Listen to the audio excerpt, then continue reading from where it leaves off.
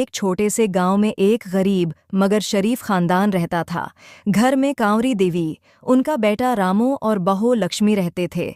रामू मजदूरी करता था। खेत तो थे मगर इतने छोटे कि सिर्फ 2 वक्त का खाना ही निकल पाता।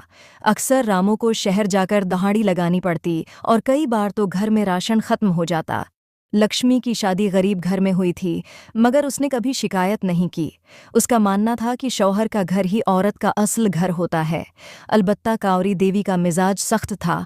वो अक्सर बहू को ताने देती थीं।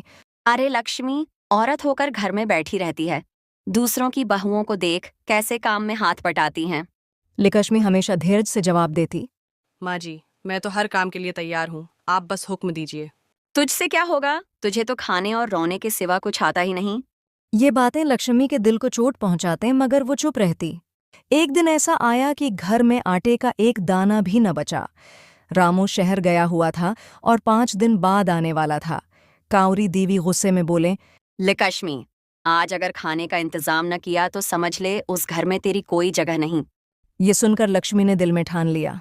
मुझे कुछ ना कुछ करना ही होगा, वरना ये घर बर्बाद हो जाएगा। अगली सुबह वो सिर पर टोकरी रखकर पास के जंगल की तरफ निकल पड़ी। वहां से लकड़ियां काटें और बाजार में बेच आएं। रकम भले ही थोड़ी थी मगर उसकी आंखों में खुशी झलक रही थी। उसने पैसे माँ जी के हाथ पर रख दिए। इतने से पैसों से क्या होगा, ये सब दिखावा है।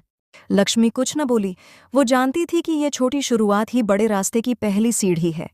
वक्त गुजरता गया। लक्ष्मी रोज जंगल जाती, लकड़ियां काटती और बाजार में बेचती और आहिस्ता आहिस्ता घर का खर्च निकलने लगा। गांव के लोग देखकर हैरान रह गए। कुछ औरतें तारीफ करते, देखो कैसी मेहनती बहू है, ऐसी बहू कहाँ मिलती है आजकल। मगर कुछ लोग मजाक भी बनाते। इरे रामू की बीवी तो जंगल में लकड़ियां काटती फिरती है। रामू जब शहर से वापस आया और बीवी के हाथों पर छाले देखे तो आंखों में आंसू आ गए। लक्ष्मी मुस्कुराकर बोली, रामू, अगर मैं मेहनत न करती तो माँ जी भूखी रह जाते और तुम पर दीस में परेशान होते। रामू का सीना फख्र से चौड़ा हो गया। लेकिन कांवरी देवी अब भी बहू से मुतमईन न थीं। वो अक्सर कहते, लकड़ी बेचने से घर नहीं चलता, ये सब वक्ती है।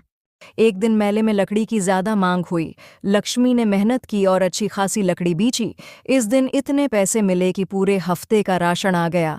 रामू खुश हो गया मगर कांवरी देवी फिर से बोले, आज पैसे आए हैं तो कल फिर खाली हो जाएगा।